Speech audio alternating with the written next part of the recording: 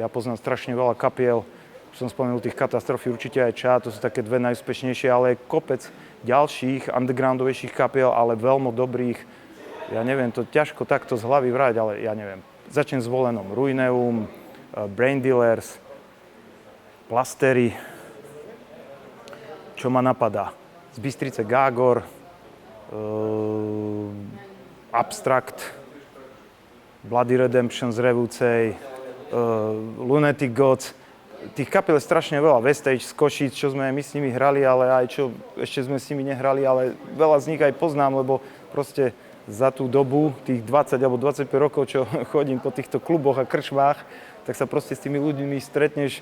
Ospravedlňujem sa každému, ktorého som nespomenul, ale proste myslím si, že je to o ľuďoch. Keď tí ľudia sa snažia a chcú to robiť, tak tá scéna bude.